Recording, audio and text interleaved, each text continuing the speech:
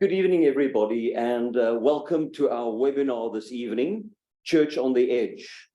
My name is Willem Ellis from the Dutch Reformed Church congregation Huguenot in Bayswater in Bloemfontein. And it is an absolute pleasure for me to welcome you to this webinar. I think this is the month in which, in the South African context, we listen to the State of the Nation address, and we could clearly hear that the nation is in a state. And yesterday afternoon, we had a listen to the budget speech, and that also painted a picture that gets you very worried. And I think it's quite important and quite relevant that the church, in all of its permutations, reflect on what its role is as an important part of civil society in assisting in getting this country back on track. What can we do? What should we do? What are we already doing? And how can we improve in all areas of life, especially as a big part and a powerful partner in civil society? And I think it's high time that we reflect on this more often. It's a pleasure for me to welcome our contributors for the evening, our panelists, Professors Theo Neethling and Philippe Burger, from the University of the Free State, and then Reverend Adri Potgieter and Pastor John Matuthle from the Senekal Matjhabeng Community Forum. Welcome and thank you very much for your willingness to participate and to contribute this evening. I would also like to extend my thanks to the Presbytery of the Dutch Reformed Church Bloemfontein Noord for supporting and funding this effort, as well as General Blue Star for supporting the presentation and the fantastic boardroom that we are operating from. Especially John from Bouillon, thank you very much for the support and the enthusiasm in that. The session will be facilitated by Dr. Nico Mostert from Partners in Mission from the Dutch Reformed Church Free State Synod. And just to note that the whole session is being recorded and will be made available on YouTube afterwards, and the link will be sent to all of you. So you can let everybody know afterwards, those that were unfortunate enough to miss our session, that they will be able to get the full session on YouTube on the specific link that will be shared with them. So without any further ado, I would like to hand over to Dr. Nico Mostert for the opening, and then for him to start facilitating the process of our speakers. Nico, it's all yours. Thank you, Willem. Good evening, friends from all over. It's good for us to have you tonight with us in this webinar. The church is a very deeply sociological phenomenon. It's part of the sociology and construct of our society.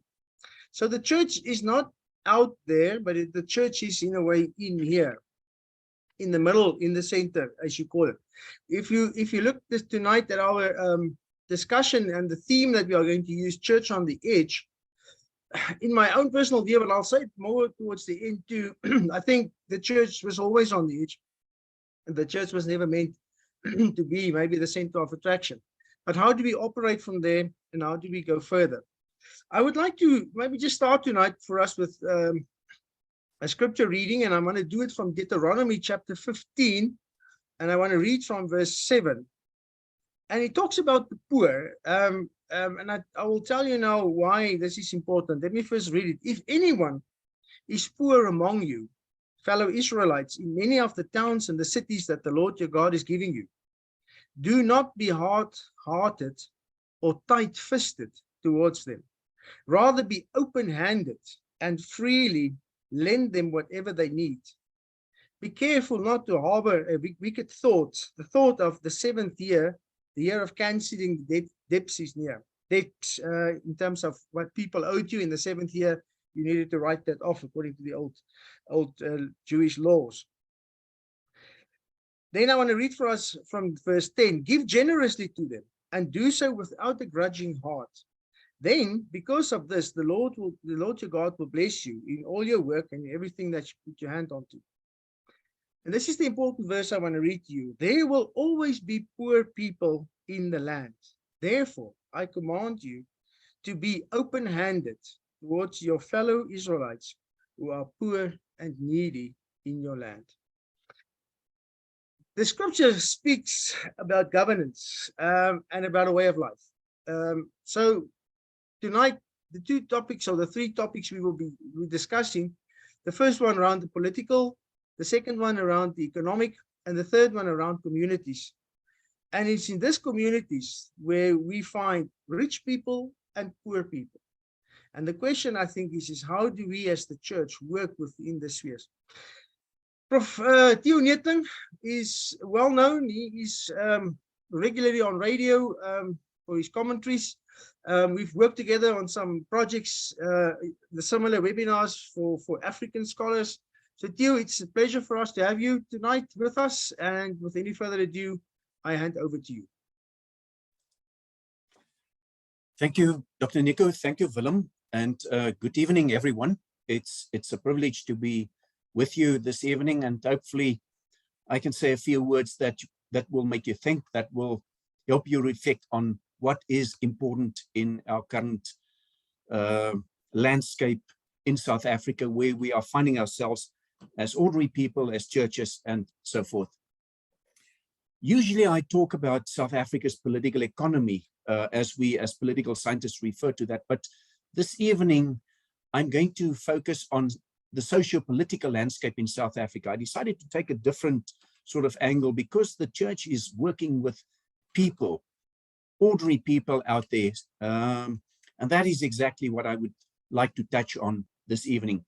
I'm going to start with the darker side of South Africa because we have a lot of challenges, and then towards the end I would like to get to a brighter side of things, because after all we need to move towards a point where we see some light as ordinary South Africans and as churches. I would like to start with the most recent world report of Human Rights Watch, the highly respected international human rights watchdog. They stated the following of our beloved South Africa in their most recent report. South Africa failed to take meaningful measures to improve protection of social and economic rights, which has been undermined by widespread unemployment, inequality, poverty, we know those things, the government's response to the COVID-19 pandemic, and corruption. The authorities struggled to ensure law enforcement and responded effectively to some of the worst riots and looting in the country since the end of apartheid. And here they refer to the July 21 riots in KwaZulu-Natal and Gauteng mostly. The violent riots triggered by the imprisonment of former President Jacob Zuma for contempt of court claimed more than 330 lives. It's actually 350, more than that, and caused an estimated 50+ billion rand in damage. Now that is huge because that was damage to infrastructure and to business. And then they continue by saying that other human rights concerns include violence against women, failure to ensure justice and accountability for past xenophobic violence, and violence against environmental activists. Now, this is not a nice story. It's not a good story. A couple of years ago, former President Jacob Zuma said in one of his speech of the nation addresses, he said, let's tell the good story, but this is not a great story. Go further and say that it appears as if our country is currently marked by growing distrust, increasing disappointment, and mounting frustration, which have all resulted in a crisis of trust, distrust between South Africans, but also distrust between the government and many ordinary South Africans. And yesterday, when I was in class, I again realized that distrust between ordinary South Africans and our government. I can tell you more about that later on.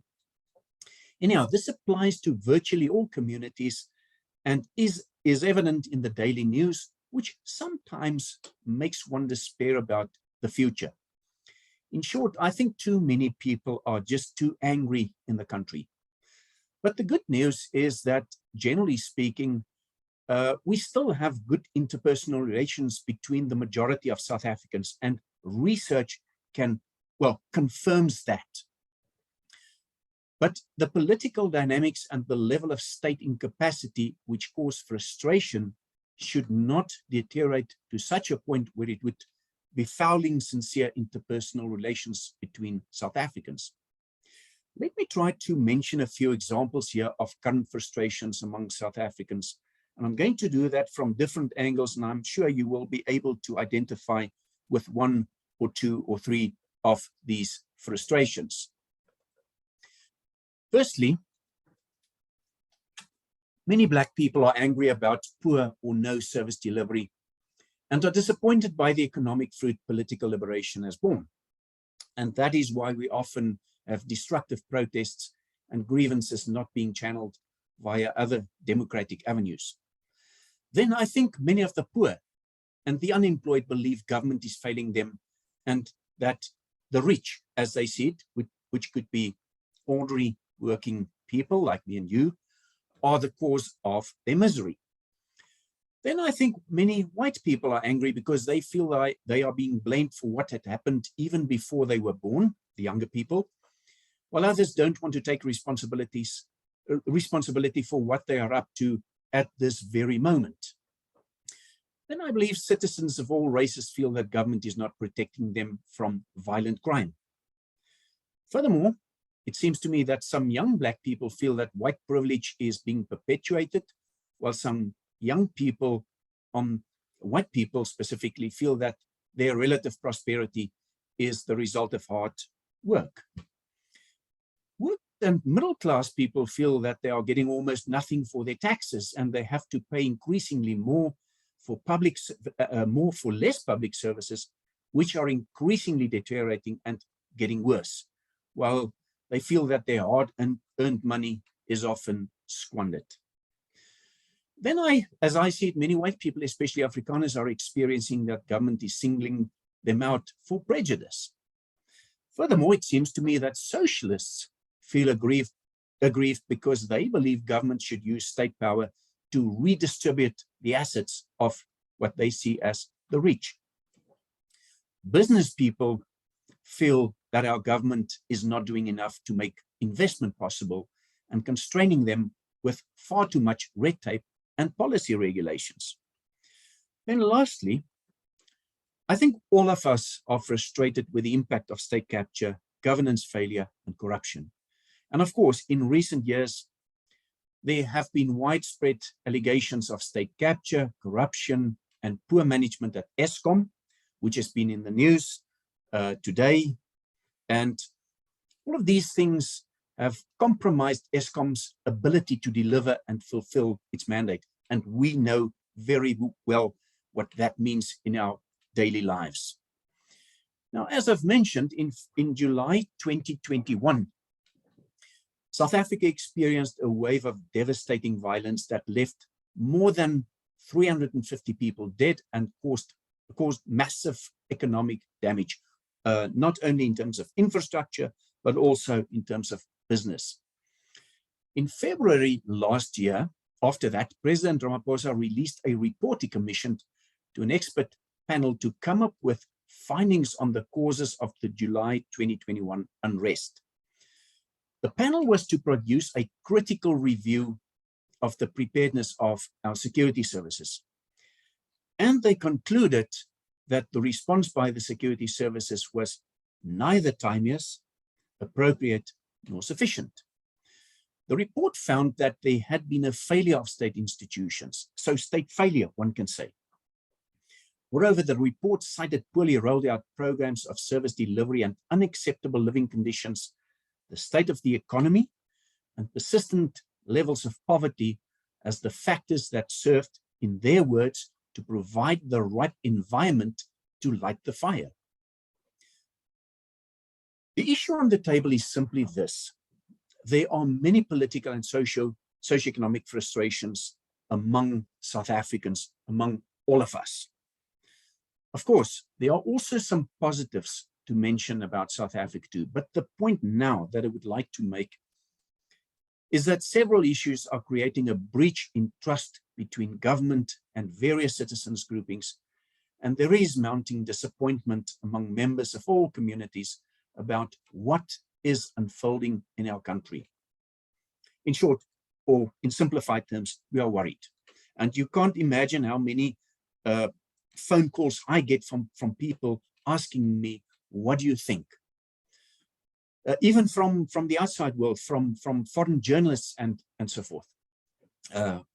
Anyhow, there's lack of trust between racial groups also, which has been incited sometimes by unscrupulous politicians who are not careful in their utterings and not being reprimanded by anyone. And then people no longer talk to one another. They almost talk only about one another. But I would like to take this discussion elsewhere to another perspective. To our political science classes, that is where I earn my bread and butter. And here I would like to refer to our political philosophy classes. We teach our students at undergraduate level, junior level, about the so-called social contract, which means that there is some kind of a contract, hypothetically, between any democratic government and its citizens.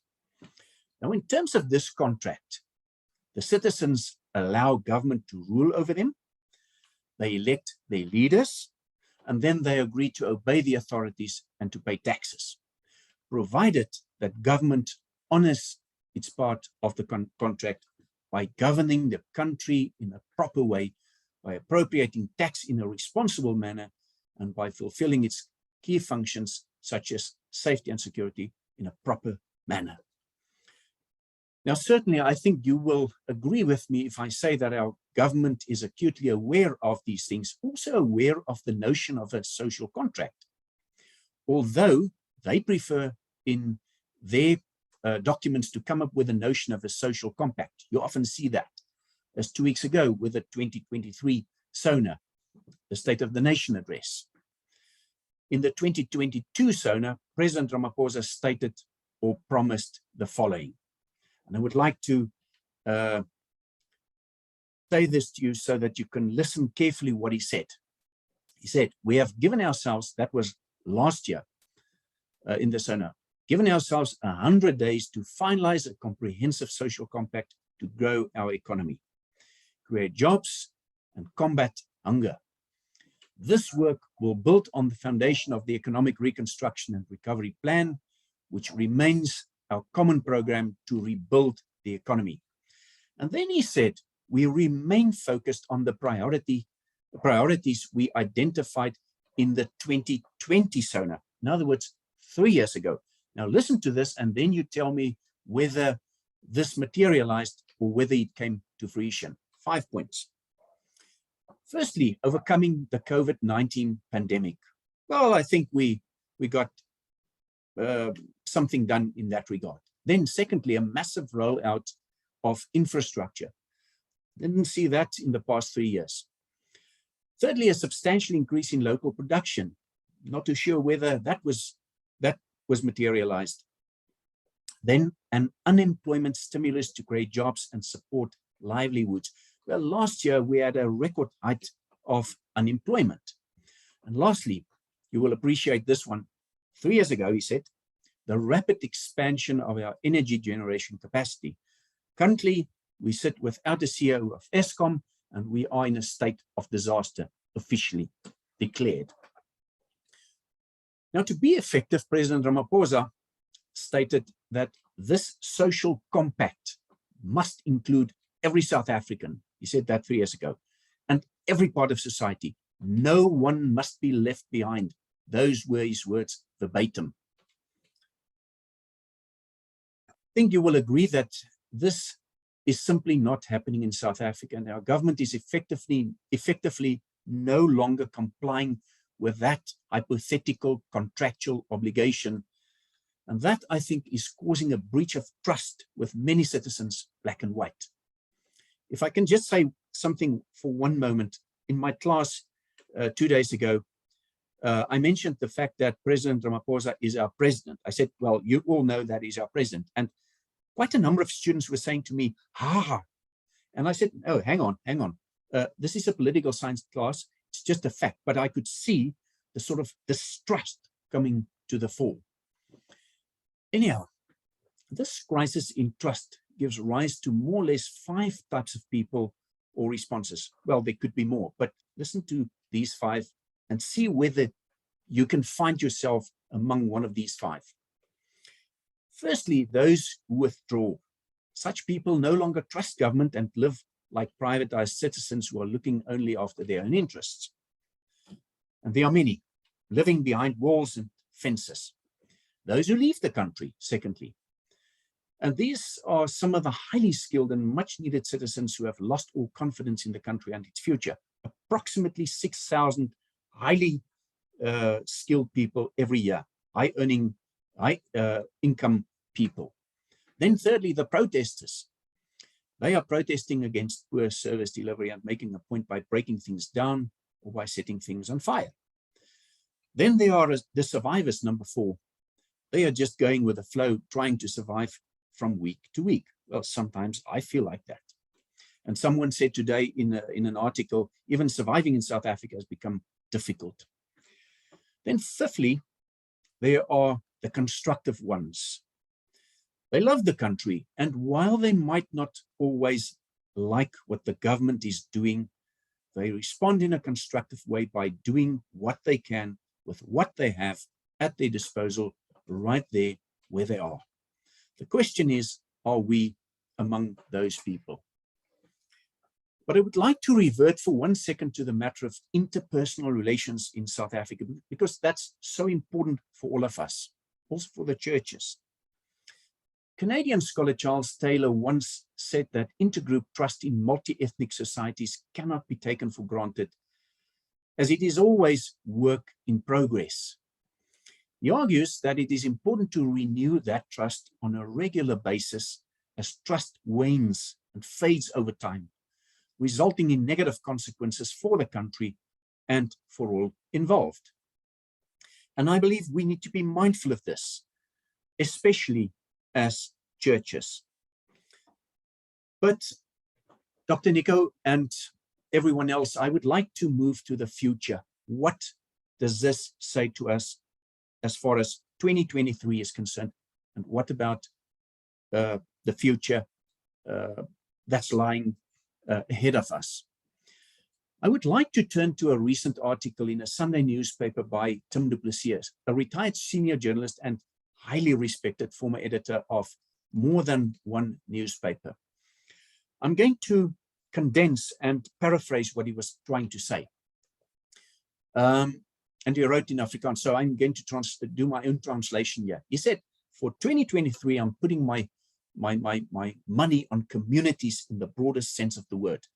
Communities, community organizations and civil society organizations like Gift of the Givers, Solidarity Movement, and he lists a host of them, and I'll come to that.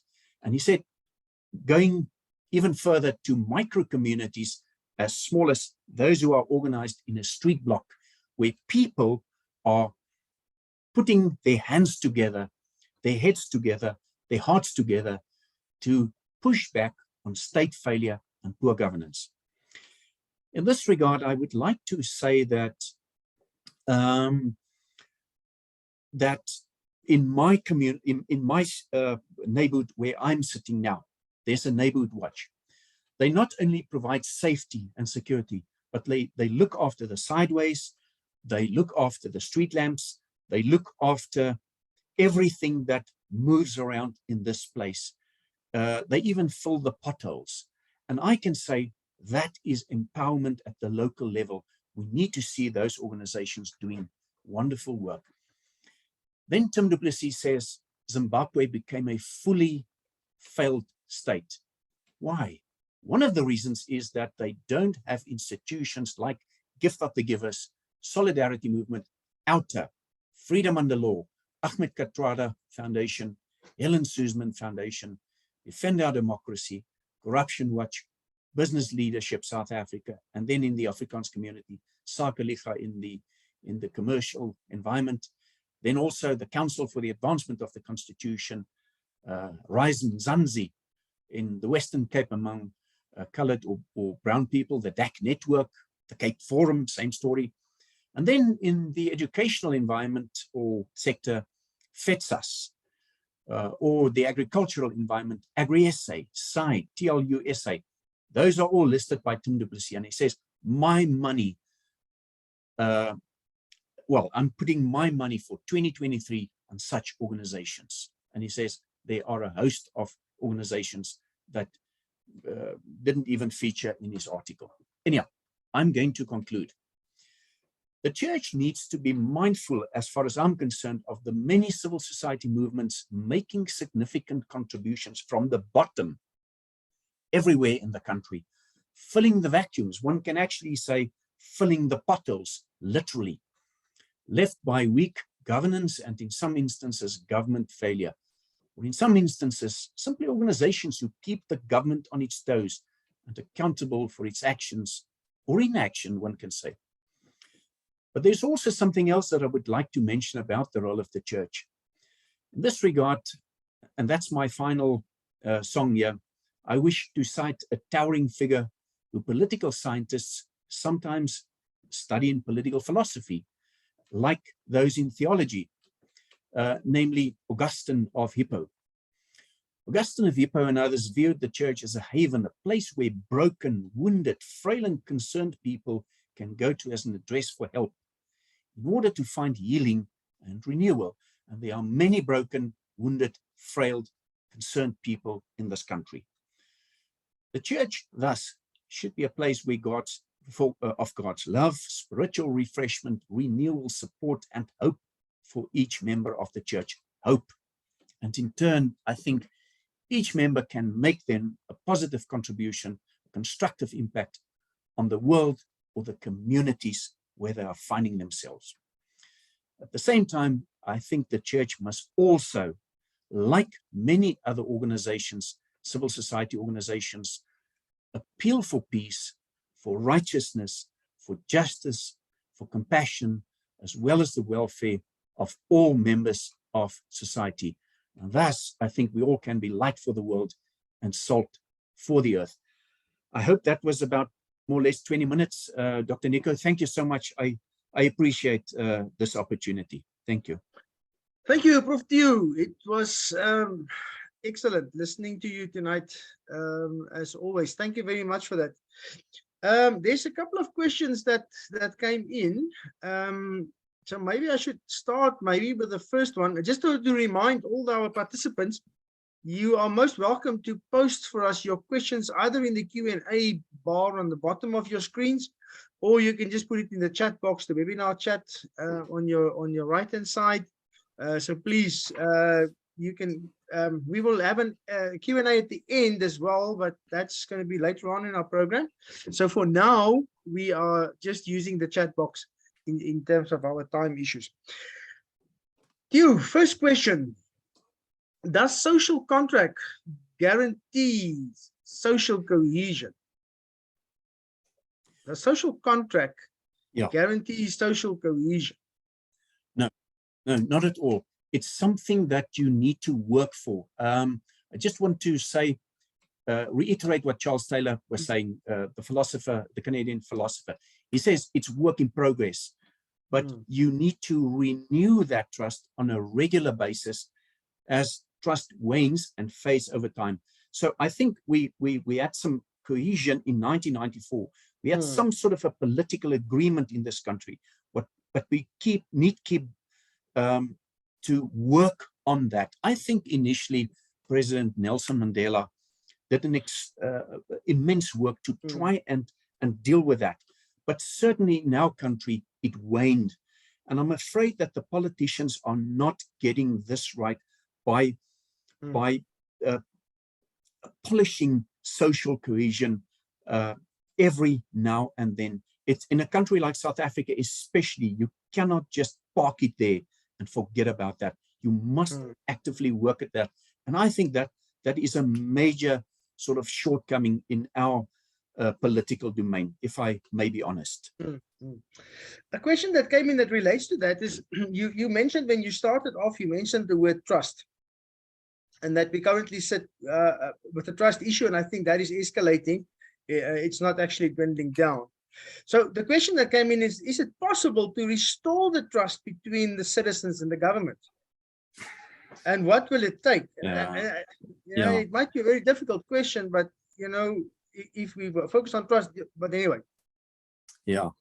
I'm going to give you a broad answer on the matter of trust. At this point, it is honestly, I think, a major problem. My colleague Johan Rousseau from the philosophy department this morning spoke to me, and he said, you know what, if Eskom is not going to get things right there, we might see the current ruling party even going up to, down to 40%, because people don't trust the government. And Eskom is very much the issue that is at the center of trust now. But let me say this about trust. I think we are facing a difficult time ahead, difficult decade ahead. The problem in South Africa, and much of trust has got to do with that, boils down to the fact that we must in South Africa see or face the challenge of administrative reform and institutional rebuilding. The fact of the matter is, it's not just politicians. It also has to do with your public service, the implementation of your policies, and things are not happening, and people are getting desperate.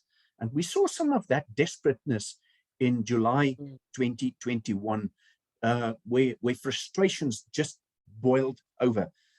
The question is, for me, whether we're going to see next year, as from next year onwards, perhaps new forms of government, because what we are definitely going to face is coalitions of all kinds, and it may differ from provincial level to the national level, but that is not a silver bullet to get things right. The question is, will that be the starting point to get things right?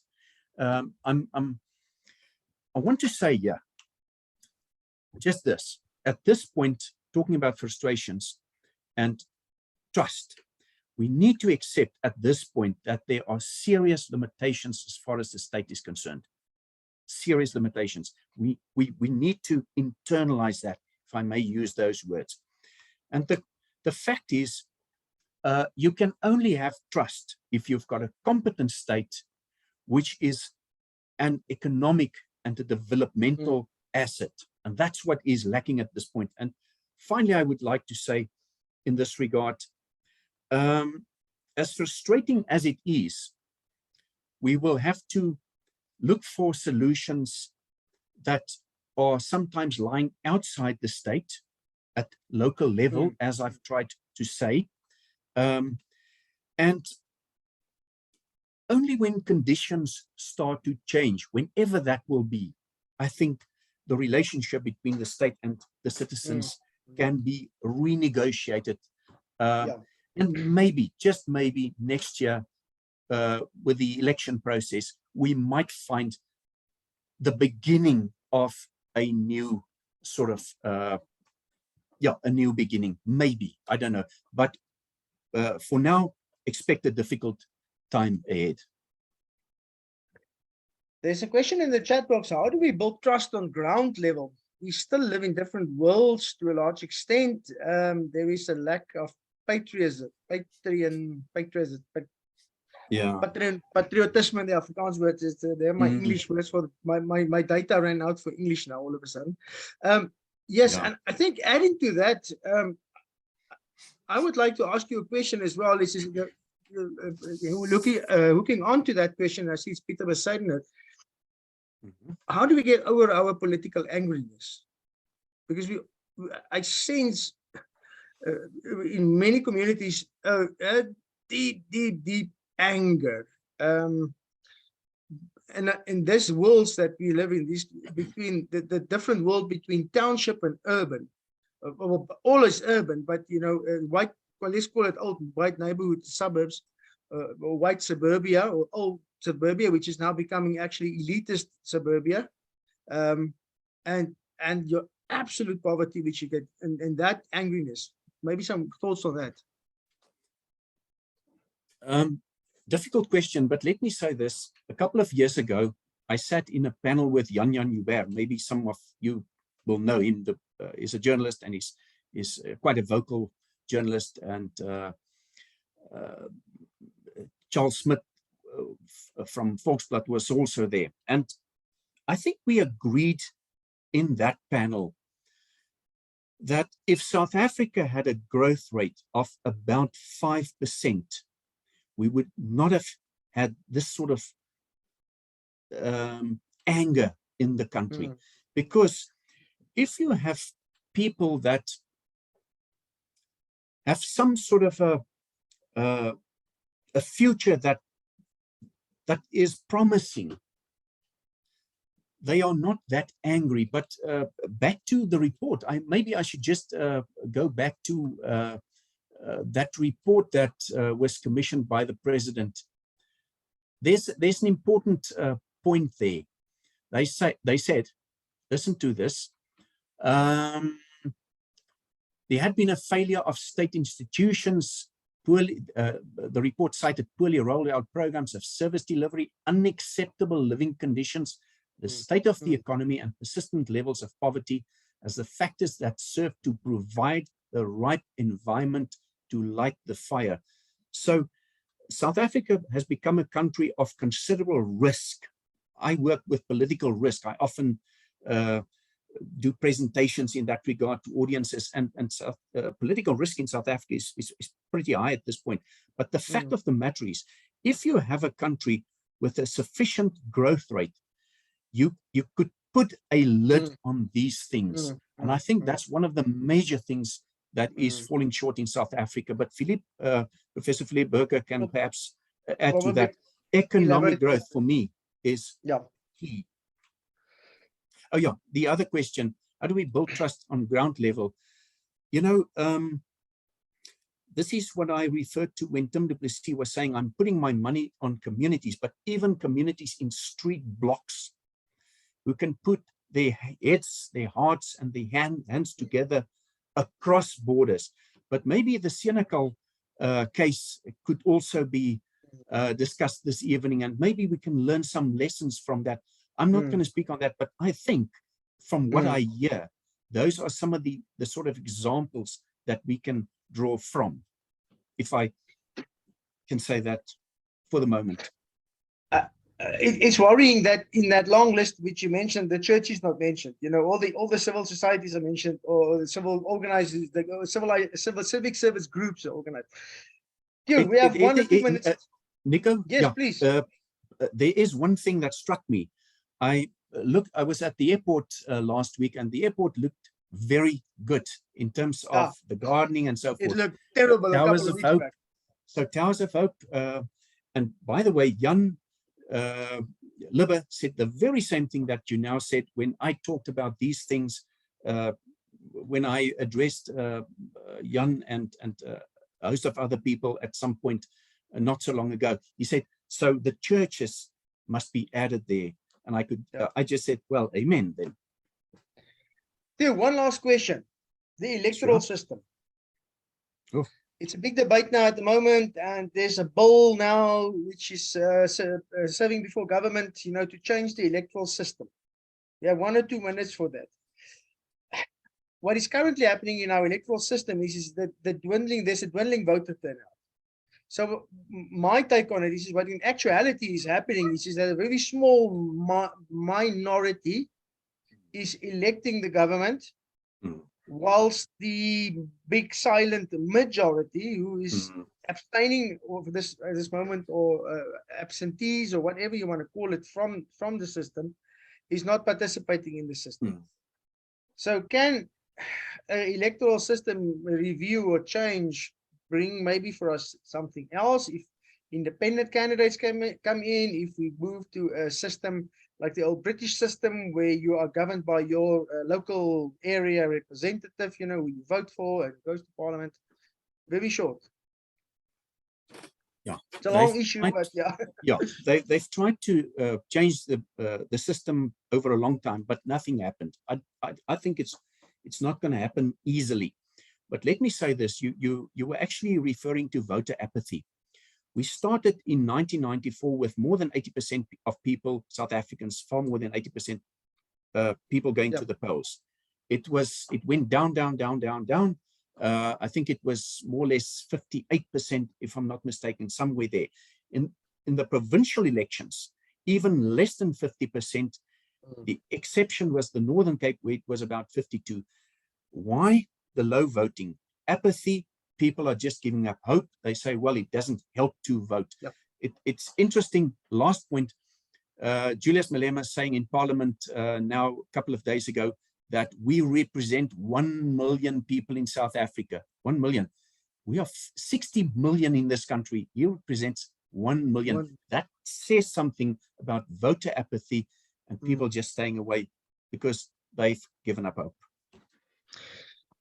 Professor Theo Neethling, thank you very much for your time and your presentation tonight. It's always good for us to hear you and your perspective, so thank you very much for that.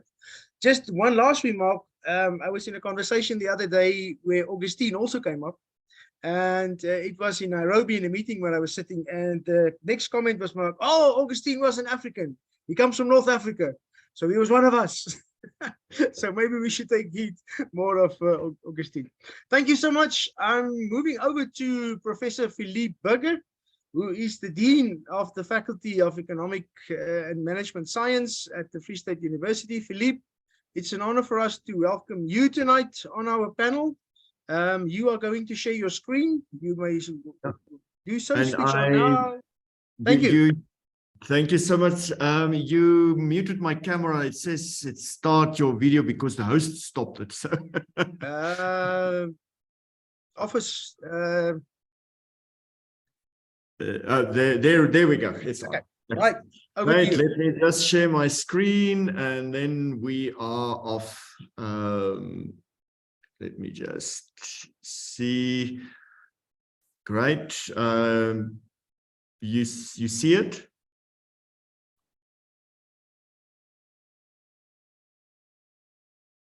Yeah. There it is. Yeah, thank you. We've got it. Excellent. Great.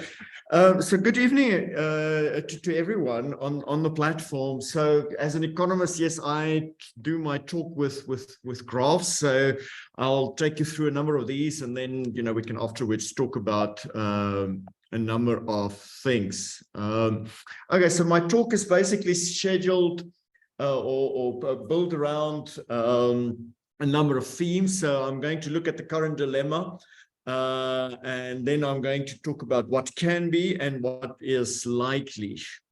Now, just for the background, economically, when we talk about the economy in South Africa, you will see we talk about the first couple of years, let's say about 13, 14 years, the years of the Madiba magic and the era of recovery.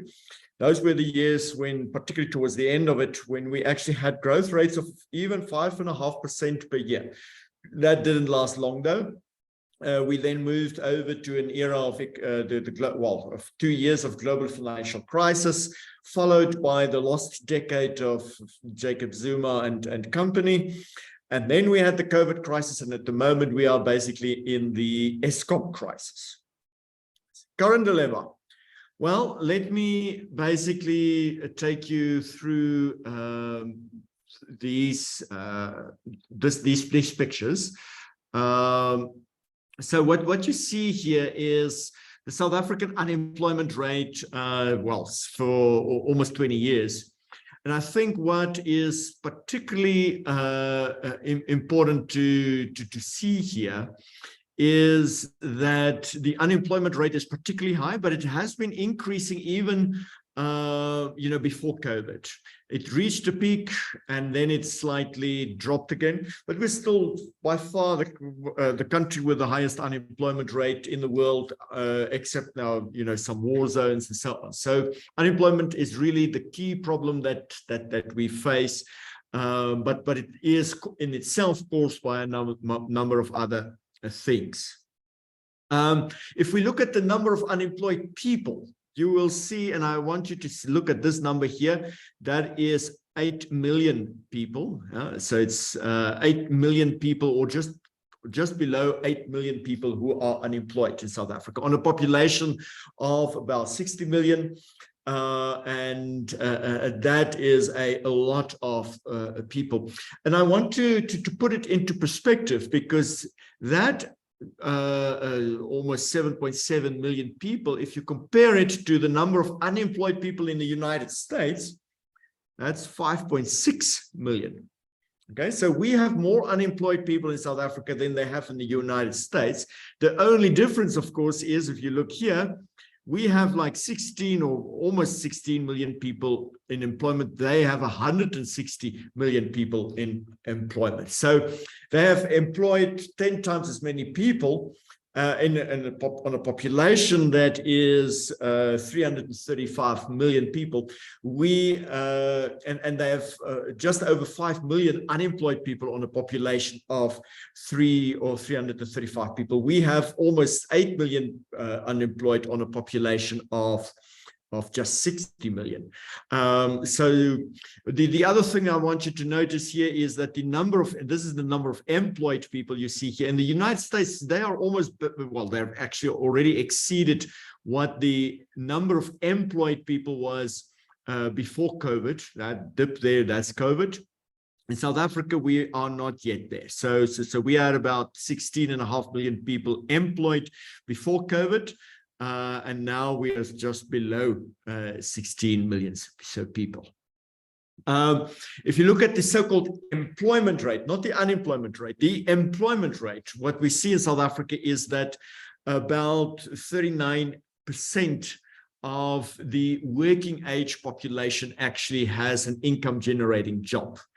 Okay, so that means that almost not even 4 out of 10 working age people have a job. In the US, that would be 60%. And in most countries, it is about 60, even 70%. So in that sense, South Africa is also an outlier, because this number, this proportion, this 39% need to basically generate the income that keeps the other 60+% plus all the children, plus all the retired people alive.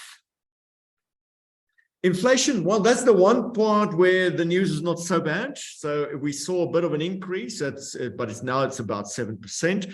Our recent past has seen much higher levels. So in that sense, we are not as bad as is possible. And even if you compare it to other countries, you know, we are more or less on the same level of inflation as the United States, or in Germany, where the inflation is actually higher than in South Africa. Can you believe it? In Germany, with its long history of low inflation. And in fact, I decided to bring you here these graphs to show you, this is German inflation, you know, just after World War II. And its inflation now is at levels it only saw just after the Second World War. For us, it was just where we are, is just about 10 years ago. So for them, this is quite a new experience.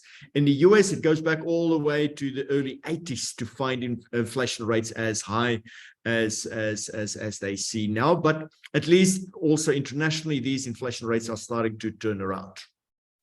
Now, of course, you know, we look with trepidation whenever the governor of the Reserve Bank announces the prime rate, and you can see where it is now. This was almost back to 11%, and it has risen quite steeply. That is in order to choke off demand in the economy and therefore put downward pressure on prices. Now, this looks pretty high, but I think it's also important to put this in a longer historical perspective. There you can see going all the way back to the late 90s. So what we see now, you know, is there were times when it was much higher in the late 2000s and the early 2000s and the late 90s. And even, you know, those of you with long enough memories will know that in the 80s, we had way higher prime rates, you know, with times like 25% prime rate. So in that sense, we are not that bad off. The big problem is, and you hinted at that, is of course the unemployment, the low growth problem. The low growth problem in South Africa, we had, and here are some of the growth rates in the late 2000s, you know, the late Mbeki years. So this was, this follows, of course, you know, after 1994, we had a restoration of growth. And then in that first period, that honeymoon period, we had growth rates, decent growth rates of 3.5%, 4%, 5%, 5.5%. Global financial crisis hit. Then the Zuma years came, and you can see even then it fell. And here we're talking about a growth rate of between 0.7 and 1.5%.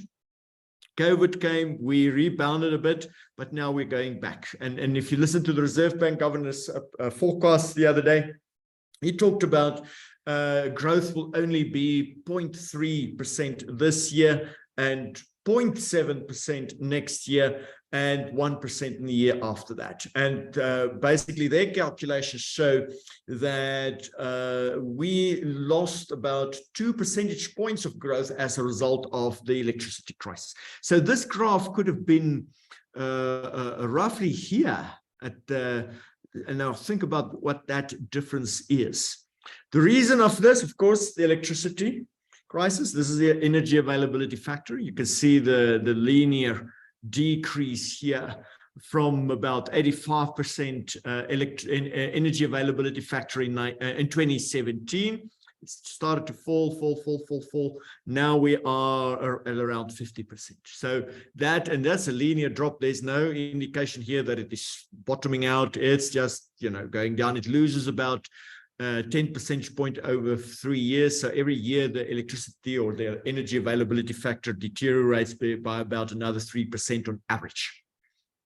Now, what explains that? Because we have the point with this graph to show you is that the electricity availability factor, the energy availability factor places a ceiling on economic growth. The economic growth can really not escape this narrow corridor that you see here. And now this is 1.7%. That's the dotted black line there. I don't think this economy can grow at higher than 1.5% in the best of times.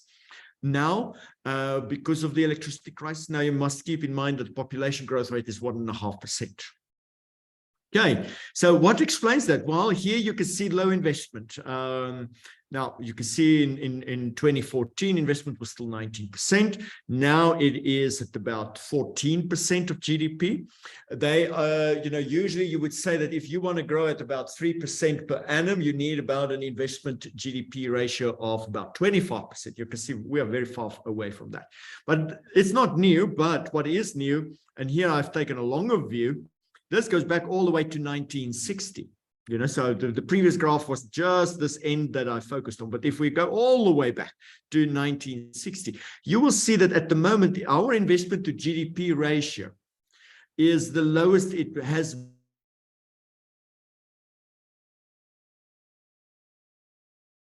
What explains that? Well, the purple, so the blue graph here, that's total investment. But what we see here, the purple graph, that is private investment, and then the green one here, that's public investment.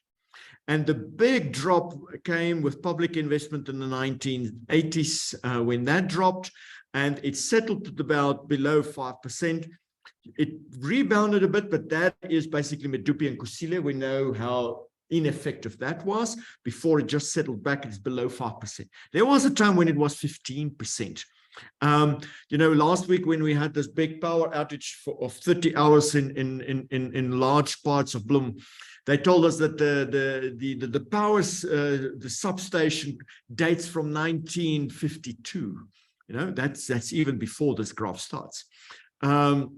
So the underlying, the big problem we have is that they stopped investing at some stage, public investment at some stage. And that started to happen in the 80s, and it just never came back. So we never had we say we don't have the electricity generating power because this graph didn't stay where it was supposed to be. We didn't build that capacity, and therefore we don't have electricity. And you can see this is to have this 40 years of backlog. That you don't do that in 1 year. So what is needed, therefore, is for the private sector to do much more investment. My own research shows that for every 1 percentage point increase in private sector investment, that is this purple graph that I showed you, for every 1 percentage point increase here, it adds 0.3% to GDP growth. So if you can increase this purple graph by 3 percentage points, it's about 10%. If you lift it to about 13%, you can get 1 percentage point more of economic growth. That makes a big difference over time, you know, because it's 1% every year, 1%, that makes a big difference. But of course, the other thing we really do need is public sector investment. Okay, now, of course, the sort of investment we need in energy, here you can see a graph that Anton Eberhard presented end of last year, showing us that the change in what has been added internationally in terms of electricity capacity has moved strongly towards renewables. Here you see that the yellow is solar. Last year alone, China built 84 gigawatt of solar capacity. That's twice the official capacity, electricity generating capacity of the whole South Africa. And that's what they added in 1 year through things like solar panels on rooftops, etc. We are ideally located for this. Here you see the direct normal irradiation map. You can see, you know, the Northern Cape gets better irradiation than even the Sahara Desert.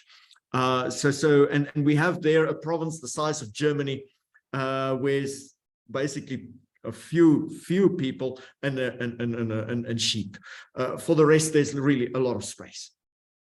You have these electricity corridors. That's what you see on these maps. Now, of course, what we've now learned in bid window 5 and 6 recently is that these corridors here in the Northern Cape, these in the Western Cape, and these in the Eastern Cape, these bid windows failed because these transmission lines are not capable of adding on this new generating capacity. So what we should do is get the private sector to create new generating capacity, but we also need transmission capacity. Otherwise, you know, how are we going to do this? But the big problem, of course, is money.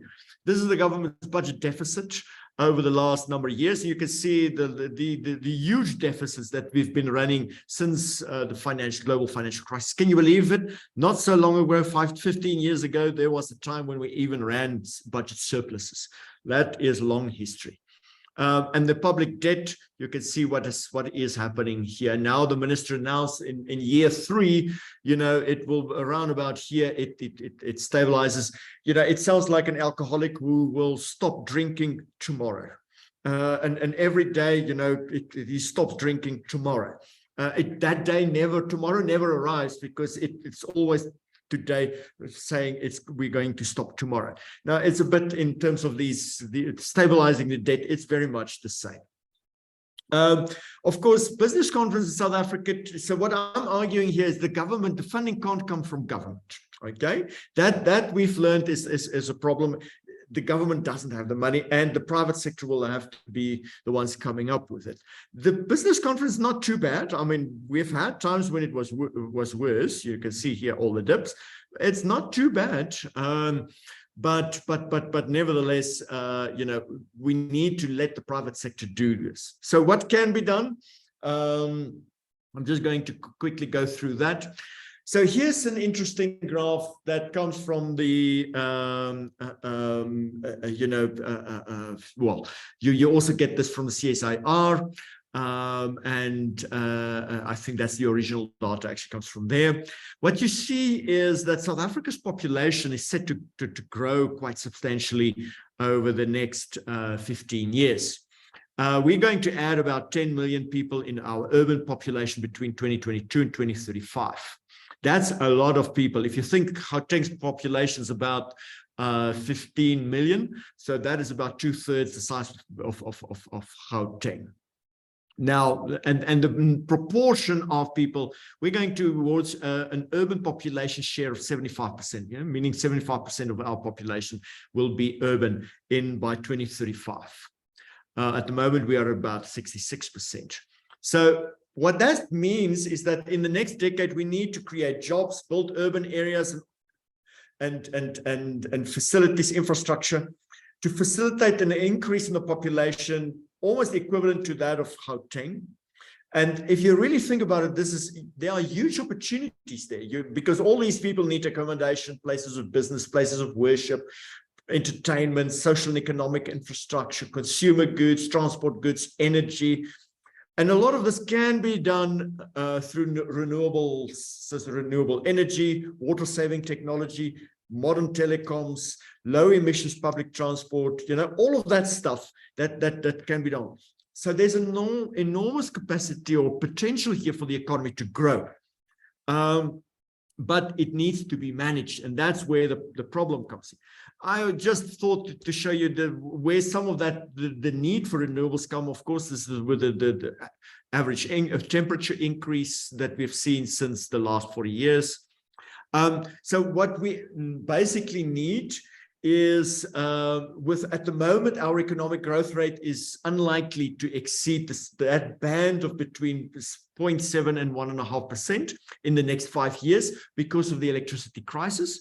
We have an unemployment rate of 33%, but what we need is economic growth that is, and that future growth that we need needs to be high. It needs to be inclusive. In other words, bring the poor with us. Needs to be green, needs to be investment driven because we need, you saw how low our investment is. And it needs to be urban focused because you have all these people moving towards the cities and we need to absorb them. And that needs to be sustained or supported by sustainable agriculture and agro-processing industries to cater for this growing urban population. If we don't do that, then we'll need to import all of this food. And that means that you're not food secure anymore.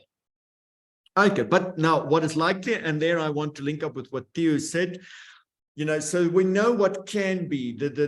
We need to push for that with very focused policy planning and technocratic execution with solid political back. And we need much higher levels of investment. We have seen that I think that is, even the government can agree with that. But the problem is that it requires focused policy planning, it requires technocratic execution, and that is not what we see at the moment. We indeed see a receding state and an incapable state of right from local government all the way up to the top. And I think the 2024 elections, well, we'll probably see coalitions, but if the current squabbling that we see in places like Johannesburg and Pretoria and so on, if that is anything to go by in terms of how coalition partners will work, I wonder whether we'll be able to see focused policy planning, technocratic execution. And it might be a number of years before we see some stability returning, before we see focused leadership, and before we see focused vision emerges, particularly in our political environment. And that, and there I agree with you, I think will probably mean that communities it will go back to communities. Communities will look after themselves. And you talked about the anger. I think this anger can go into two ways. It can lead to a legitimacy crisis where people say, well, this government, the whole system is not working for us. And the anger destabilizes everything. And you experience like a Tunisia or an Arab Spring moment. The other possibility is what we've seen in many other emerging market countries, many other African countries, where people become disappointed and they adjust their expectations of government downwards. In other words, it's not, as Clem Santo used to say, Pretoria shall provide. We get over that and we realize that unless we do it ourselves in our communities, it's not going to be done. Of course, some big problems will remain because, infrastructure done on a small scale is not always cost effective. You just look at what it costs to put some solar panels on your roof. What do you do with things like water? What do you do with sewage? I mean, and things like that. It's those basic municipal services, but also on some biggest levels, you do need a state capacity. And I think we're going to see, particularly in the next decade, some real challenges that we need to look at. With that, I want to end. Thank you so much. Thank you, Philippe. Maybe if you can just stop your screen share. That's right. Thank you. Colleagues, just a reminder, friends, just a reminder, please, questions in the chat box, or you can do it in the Q&A. For those of you who maybe joined us late, please put your questions in the chat box or the Q&A. Philippe, question that came in. How resilient is an economic system?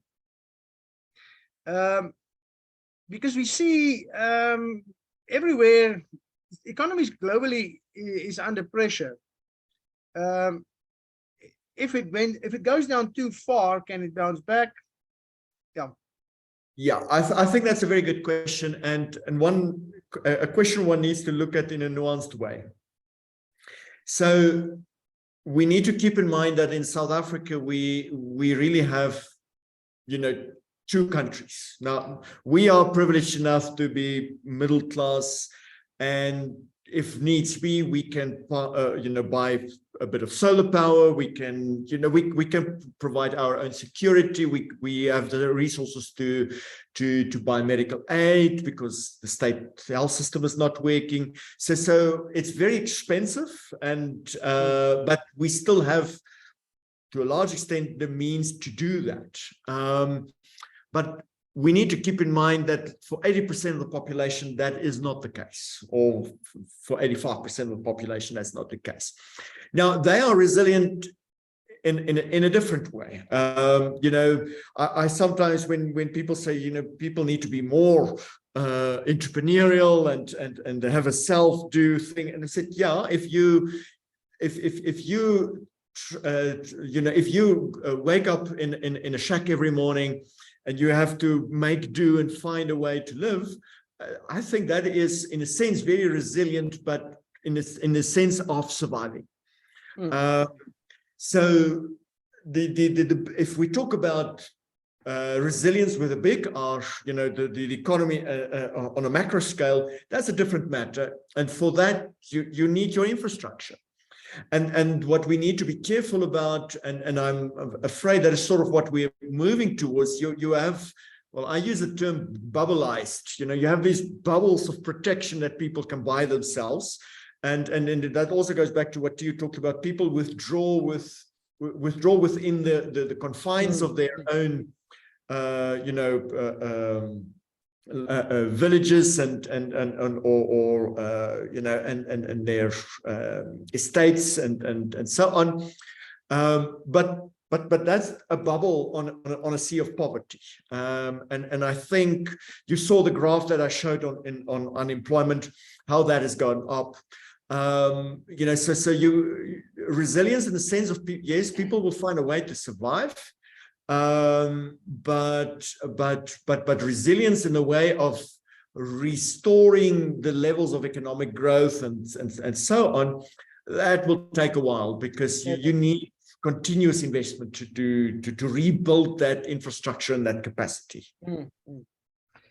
Three questions that maybe sort of, I think they're all relate to one another. How can jobs be created in a declining economy? Can the church play a role? What role can the church play in the economy? We can't really invest and create jobs. Should we partner with certain organizations? The other one is how is ordinary people contributing towards economic growth? Can they? Yeah. Are they already contributing? Yeah, how does that?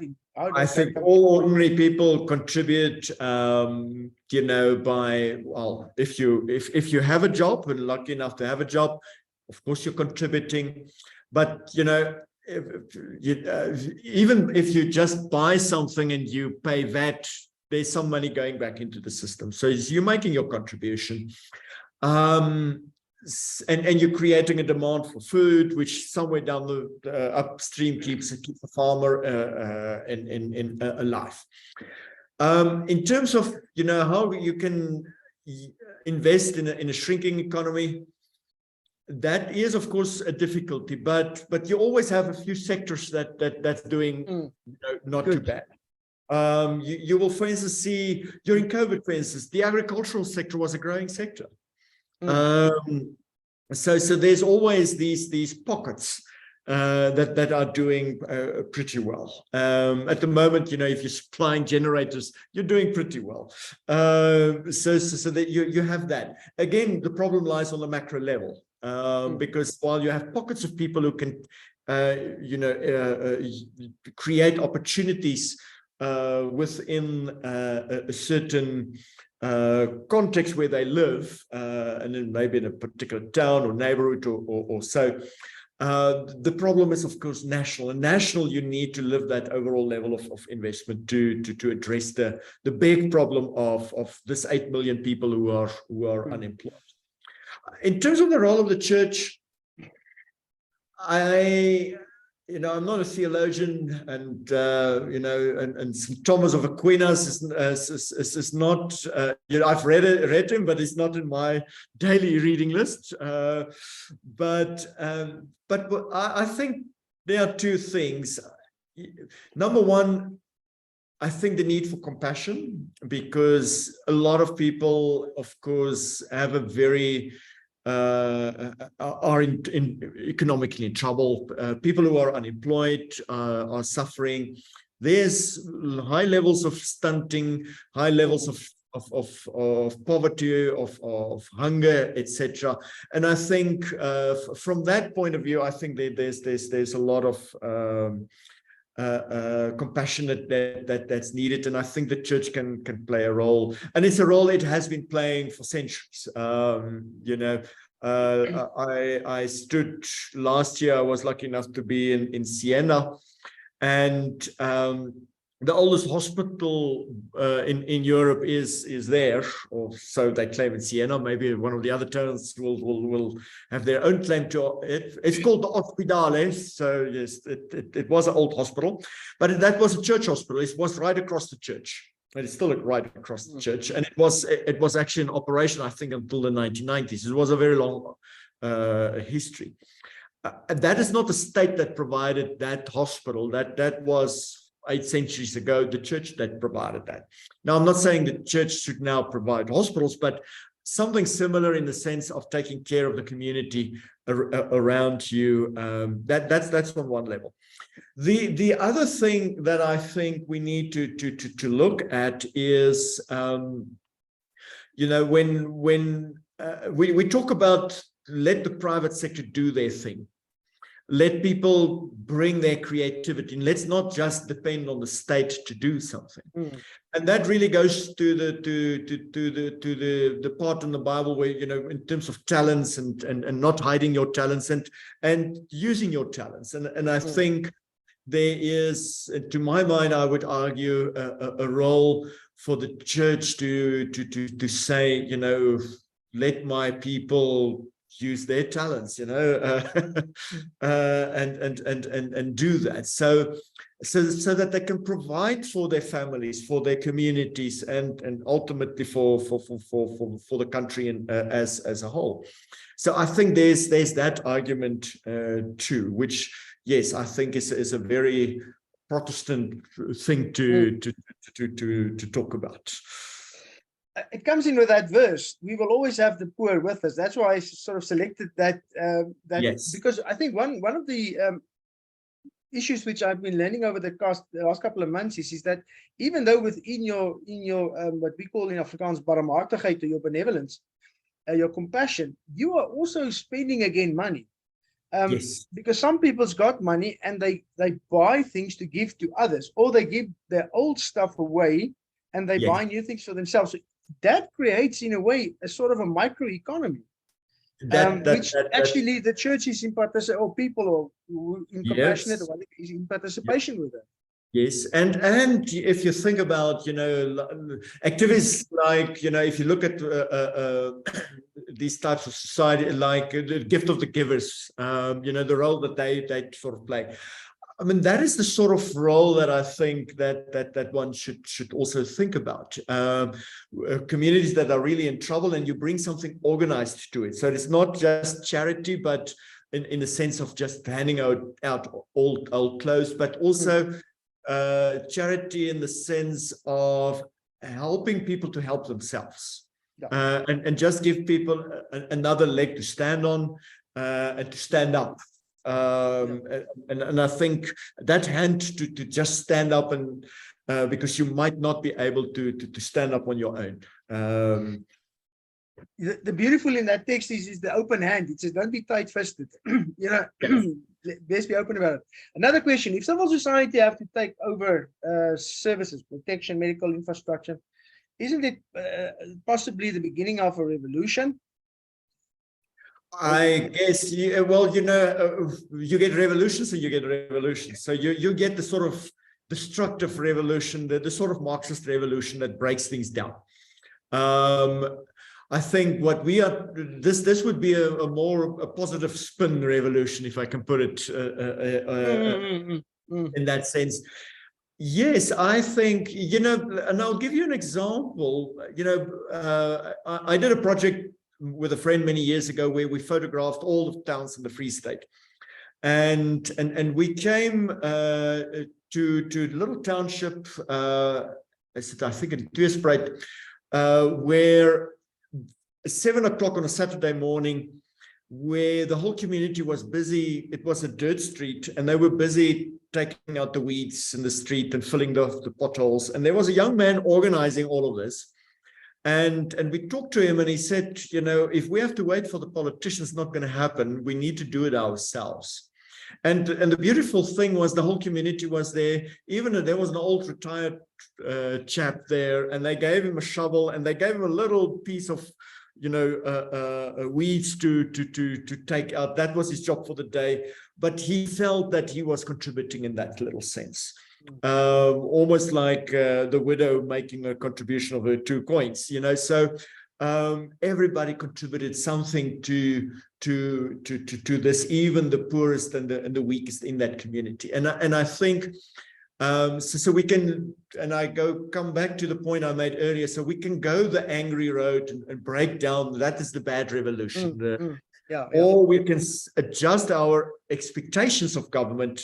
Pretoria shall not provide, and realize that it's up to us, because you can look around to look for the adults in the room and find out that you are actually the adult. Last question. Our time is up. Is there something of an official economy and a non-official economy? There is. And then the question that comes up together with that maybe is, I saw in an English newspaper this week the following. It says, graduates are queuing for grants. So there's this, we talk about some of the questions related to job creation and everything. And currently, I just heard yesterday, actually this morning, the shocking that at the Faculty of Theology, there was 14,000 in people who wanted to enroll at theology. There's various reasons for that, but it just shows you the amount of people desperate to get into formal education because they think formal education will solve their joblessness. A ticket out of poverty. Maybe in an official economy, but in this informal economy, maybe the lines are different. So in South Africa, we have an informal economy. About 17% of people who work in the informal economy. And the informal economy contributes about 5% to GDP. Now, the definition of informal economy is that you're not registered for taxes. Okay, so it's sort of in a sense, it's an official in that sense. But if you look at the informal economy itself, so there are your survivalist activities. These are like the guys selling fruit in the corner of the street. But you also have truly micro enterprises. That's your spaza shops, your taverns, your hair salons that you see when you enter any township. The interesting thing about that, the number before COVID, I haven't seen the latest number now, but just before COVID struck, about 850,000 people worked. For the total economy, it's a bit more. It's just over 2 million, but 850,000 people were employed by informal firms or little companies, enterprises. So this would be one chap employing another chap. So 850,000 of them. And if you think about the gold mine industry or the mining industry, sorry, employing only 350,000 people.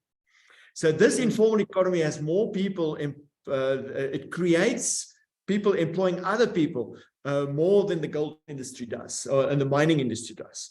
And then it shows you the potential here.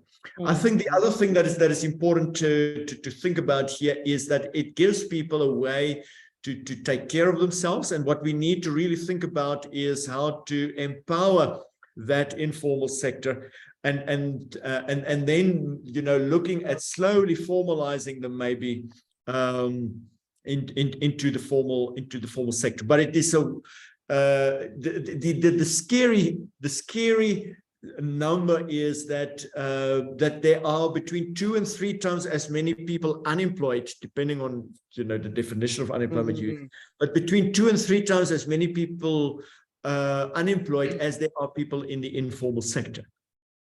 So why are those unemployed people not entering the informal sector? And when you look at other countries in Africa, in South America, where 80% of the people work in the informal sector, it raises a question as to why that. And that's a long history, because you have to go back to the design of our cities, and, you know, it's people live very far away from places of work, because, you know, the old apartheid system built townships very far away.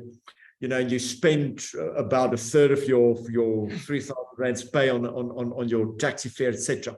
So those are all sort of structural issues that prevent people from doing these, entering this informal sector, and we need to look at that. Professor Philippe Burger, thank you.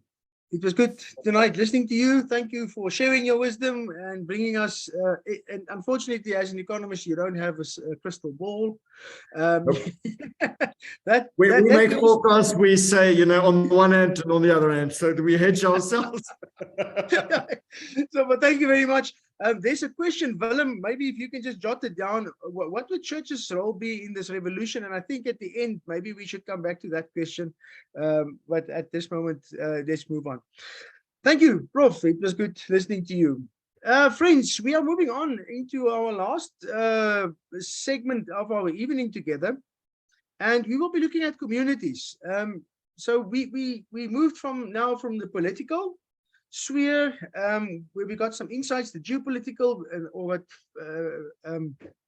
Matteo rephrased for us actually is the socio-political, and then the economic situation, and then how that does influence our being and our existence. And now we move into communities. That's close to home.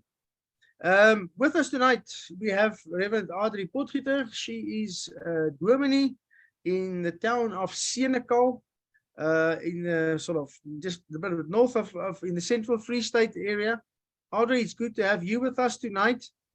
We need also to have on our panel John Mathutle, but he is currently not making it to his internet connection.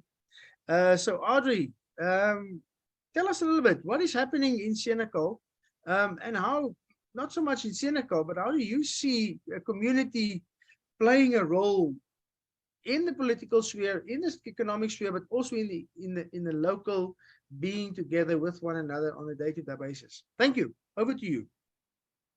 Thank you, Nico. Good evening, everyone. I really hope that John would be able to make tonight, because he is part of the Senekal story from the beginning. There was, well, you all know about Senekal and everything that we read in the newspapers. But John has this incredible story of how prayer changed a story from anger to people coming together and saying, but we need to take ownership of our town and our community. So in about at 2019, they created the SMCF, the Senekal Matjhabeng Community Forum. And the forum consisted out of individuals from different specters of life. We had farmers, taxi owners, people from different political views. We had some people from the DA, the EFF, the Vryheidsfront Plus. So all these people sat around the same table and we said, but how can we make our community better? And they got a lot of momentum and they did a lot of good things in the town, fixing potholes, having a lot of cleanup initiatives, putting up dustbins. And they established 12 sectors and got people from each sector. So there was the tourism people, the media people, people from the business sector, safety and security, education, media, heritage, and spiritual leaders. But then at the end of last year, we saw that we were losing momentum. And I think there was different reasons for that. Finances being one of them, because the finances came down to people, to this individuals. And in the beginning of this year, we came together and we just shared our hearts, and everyone was just, the one word that came up by everyone was the word hope. Everyone just said that people are really searching for hope in our country and especially in our town. And then came the initiative to create the project of 52 days project of hope. And it's based on Nehemiah in the Bible that rebuilt the walls of Jerusalem in 52 days. And we just said to each other that there's a lot of darkness and negative things surrounding our country and our town. And we need to start changing the narrative to a narrative of hope. Now in Afrikaans, we say, jy moet nie die donker vervloek nie, jy moet die eerste kers aansteek. We need to be the first one that lights the candle. And instead of just focusing on certain individuals, we shifted the focus to say, but where is the church in all of this? Because in our congregations, we have a lot of people with agency. We have people with different resources, networks, and skills. And through our churches, we can activate these people to take part in our community. But the first thing we realized is that our congregation is not the only congregation in Senegal. There's a lot of different churches and a lot of different congregations. So we started firstly this year to get all the spiritual leaders together. And just to talk, we call them fellowship gatherings, where we just talk and listen to one another. And we realized in the first meeting that there is a lot of distrust between spiritual leaders. So our focus this year is just to rebuild relationships, facilitate reconciliation, talk to each other and really listen. And the more we listen, the more we hear each other's stories, what we are struggling with, and how can we take hands and help each other. In the congregation, practically what we're trying to do is we said that we want to take hands with the community, with Tambo and Matwabeng, the township, and we want to start practically doing things together. So firstly, how we're changing the narrative to hope is to give people encouragement, to preach on Sundays about hope, and to start conversations between our congregants on the current issues in our country. And if we're saying, but we are called, we are followers of Christ, how do we address these things? If our calling is to be light and to give hope, how do we do that in our town at this very moment? And we just realized to practically start taking hands with each other. So if we look at the SMCF forum and all the sectors that are busy there, so let's say the environmental people have a project of recycling, we as church can say, but how can we help? The church is in the center of the town. Maybe that would be an excellent spot just to start recycling and help with our facilities. Or how can we motivate the business sector? How can we reach out to them? How can we help with the cleanup projects in our town? With the youth and the sport, if there's a soccer tournament or a chess tournament, we as church and our youth bring our youth with the other with the community's youth, and together in that sense we build relationships and take hands. Nico, that's all I have about what we are doing here in Senekal. Like I said, I wish John was here. He could have told more about the SMCF. Thank you, Audrey. Maybe a question that came up. Can the local church survive, a congregation, a gemeente? Can it survive on its own by saying that I am not going to engage? There's some bad stuff that happened in Senekal. It was a very tense moment, but we are now sort of having an apathy and moving out. Can a church really survive? A congregation really survive if it does that? Just your opinions on that. Definitely not. The church is the people, and I think what happened in Senekal, it really brought people together. And that was quite shocking for me in the beginning when I came to Senekal, to see that the church wasn't involved in the SMCF, because people immediately thought it was a political thing. But then when they started just taking part in the projects, to see that, you know, we are all living in this town. We can't do this on our own. We can't just say we have nothing to do with this. And what happened in town was something that not only involved a couple of people, it involved everyone, and it touched everyone, and you can't move that. There's a question that came in. Do you also involve the NGOs at Senekal? Is there NGOs in which you are working with, non-government organizations? Yes, so in Senekal we have a big NGO base, so we work with them and support them as well, but they are not part of the SMCF. Okay. Maybe another question. Is every citizen in Senekal, have they bought into this initiative? I mean, you're talking about nice stuff. I mean, it makes me, I'm excited about what I'm hearing. But I mean, is every citizen, do they buy in? That's the challenge, Nico. That's the challenge. To get people to buy in and to get that momentum going, to take people from being listeners to actually partake in all of this. And that takes time. I told Willem the other day, I'm someone that wants to see results quickly.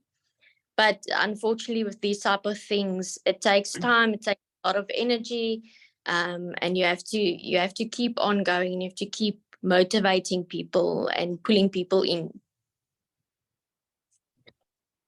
I was in a conversation some time back. We were working on a book project, and the one thing that came up from a very prominent, one of our prominent theologians, was that he said, currently our country is not so much ready for reconciliation. What we see is not acts or happenings that contributes to reconciliation. Reconciliation, just from a theological, biblical perspective, is a very deep calling of the church to, in Romans, when the Apostle Paul writes about that, to contribute to reconciliation. What he did say, though, was that maybe it's the time for facilitation, that we need to facilitate certain things. Is that maybe what you guys are doing in Senekal, then rather than reconciliation, but more facilitate certain processes? Yes, definitely. And I think we are first starting with the spiritual leaders, to just start getting certain conversations going. There's a saying that says, we don't think ourselves into new ways of living, we live ourselves into new ways of thinking. So I think the more we start working together over borders, with Machobeng and Tambo, the more we seeing each other's worlds, and we have a better understanding of each other, and in that way we can start facilitating reconciliation. Thank you, Audrey, for sharing with us tonight. next time we'll have John with us. That will be absolutely great if he can. I heard his story and I've met him a couple of times, and it's just marvelous to hear his story, his enthusiasm about your town and yours as well. So thank you for sharing that with us. Friends, we want to open up a little bit the floor now. You will see on the bottom of your screen, there's a little thingy that says you need to raise your hand. So you can put that on. Maybe we just have an open discussion. Our theme for tonight is the church on the edge. So my question would be to start the conversation with, and Prof. Philip and Prof. Theo can come in here as well, is to start the conversation by saying, is the church really on the edge, what I said maybe in the beginning, of societies, of our society, of the South African system? Or is the church part always there in this whole system, not just by not creating more apathy, but participating? And I think actually the word is engaging, which can have many forms. And how do we engage?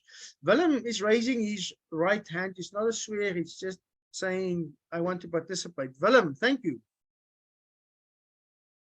Nico, I'm not all that good with technology, so in joking around, I did not raise the electronic little yellow hand, but the real hand. So please forgive me for that. Okay. I think something that is important is the picture that was created by both Theo and Philippe is to a large extent the macro picture.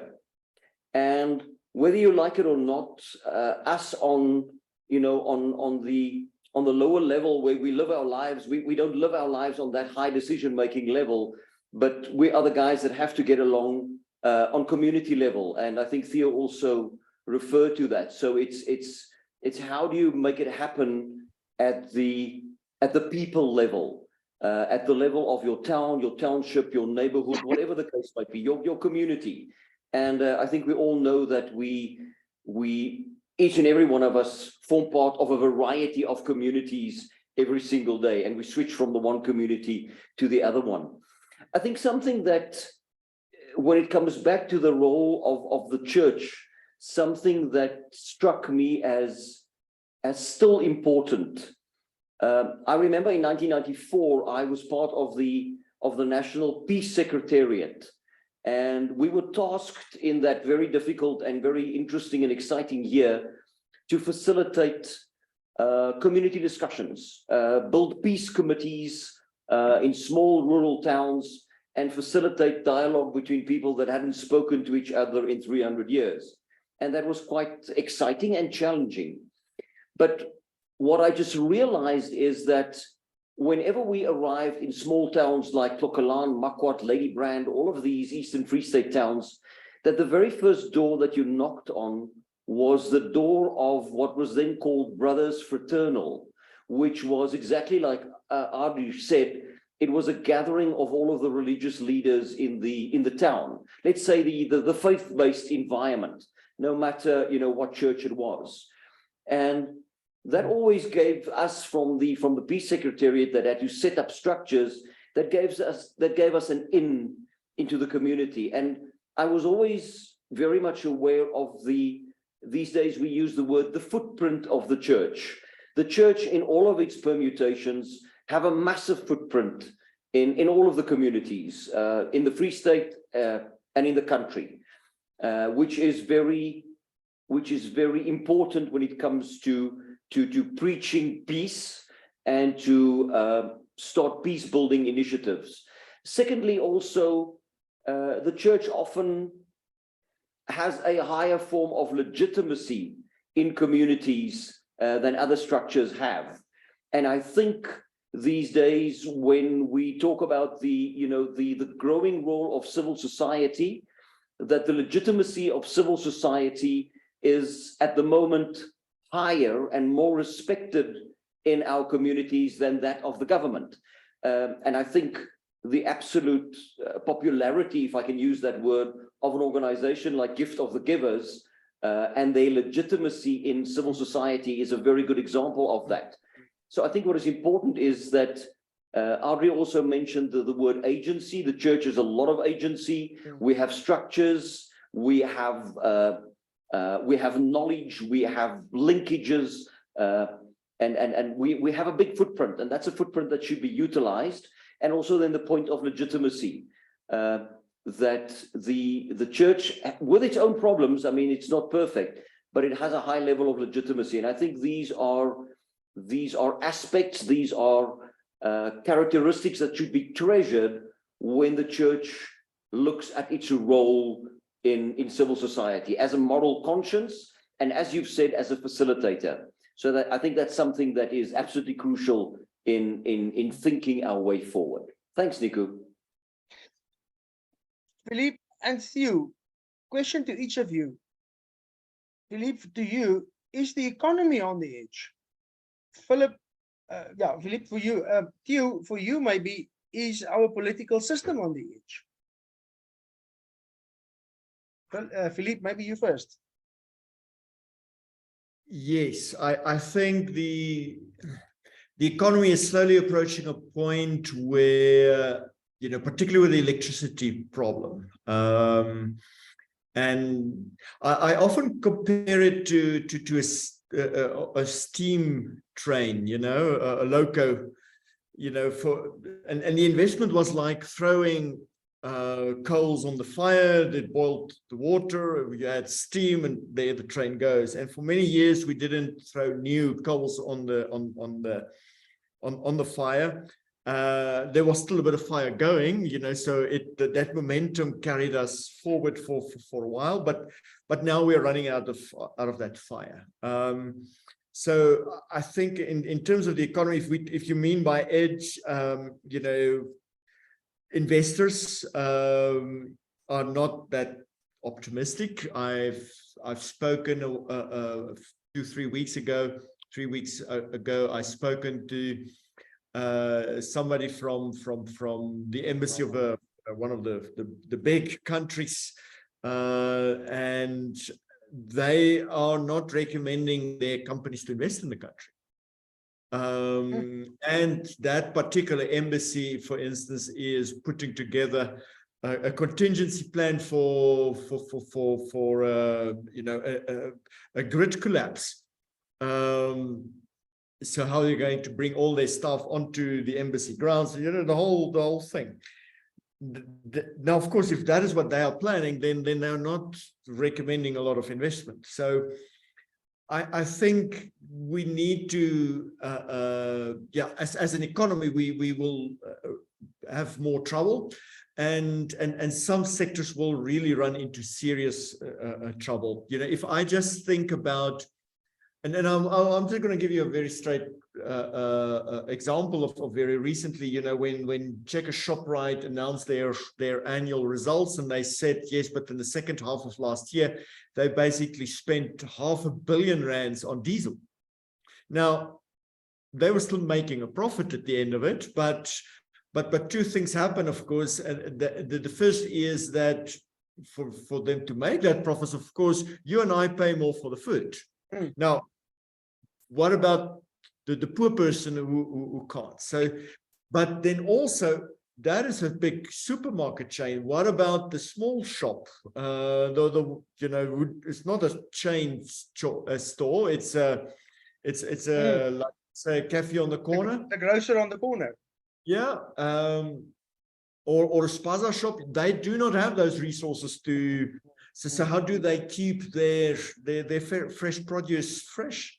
You know, so you have those sort of, and I think there's a lot of these, you know, your small and medium companies that will really run into more and more trouble. And I think that is really a serious problem. You, are we on the edge politically? Yes, Nico, I think the answer is yes. At this point, a lot of fluidity in the system. Both Philippe and I referred to the prospect of coalitions. But there's a lot of uncertainty in that regard. We don't know how things will pan out. And as I've said, I think we need to brace ourselves for a number of years. that are going to be tough. There are no silver bullets here. But I would like to, Nico, if you don't mind, reiterate a few points that I think are of relevance to the discussion that you are probably aiming for. You know, the degeneration of the South African state is not something that came from the Jacob Zuma era. I remember that I attended a presentation by a very senior political science professor in Johannesburg about 20 years ago, and he mentioned the word state degeneration. And already at that point, we had a situation where we realized that the state, the national state, which is very centralized in terms of ideology, cannot do everything. The first to realize that was those who started Mediclinic in the health sector. They decided, well, state hospitals is not the answer that we need in this country. We need to start private hospitals. And private hospitals sort of also, well, the same thing basically happened in the security era. Today, you and I, when we press the button here in the house, we don't call the police, not at all. You call the private security people in your neighborhood, and they will arrive here. So we have parallel systems. We have a state system with a lot of limitations, but we tend to have parallel systems. But more than that, in most recent years, there's a new sort of thing, and that is the result of state failure at the local level.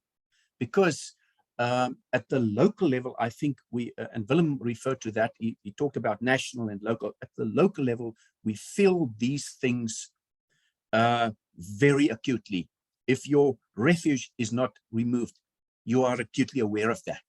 If there's a pothole, yeah, you are acutely aware of that. If the street lights are not functional, you are aware of that. And that is where we see more and more bottom-up politics. One of my colleagues at another university refers to this as DIY politics. More and more DIY, do it yourself. So this is a new sort of thing in South Africa. And you know, you don't find these things in the textbooks. In the textbooks, you usually talk about the role of the state. And if you go to Canada, for instance, you are just stunned to see what the state is doing for people. You know, the state is basically doing everything. They cut the grass. They make sure that kids have places to play and whatever. They provide everything you need. In South Africa, that's different. So people are starting to do these things bottom up. If I take things in my environment, people have taken things in their own hands by creating spaces where their kids can play. And it's not only about safety and security, it's about basically everything that you can think of. So empowerment, bottom up, is something new.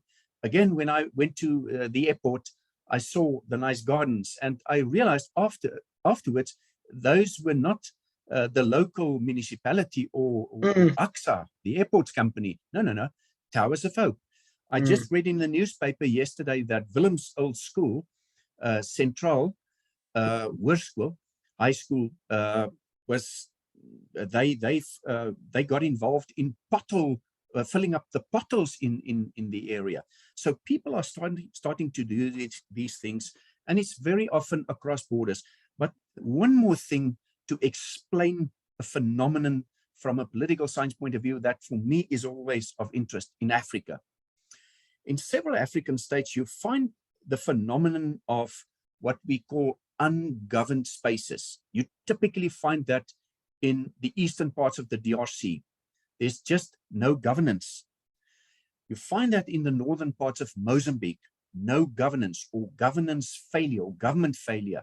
So what is happening in such cases, Somalia is another case, also Nigeria with Boko Haram, is that rebel groups are moving into those vacuums, political vacuums.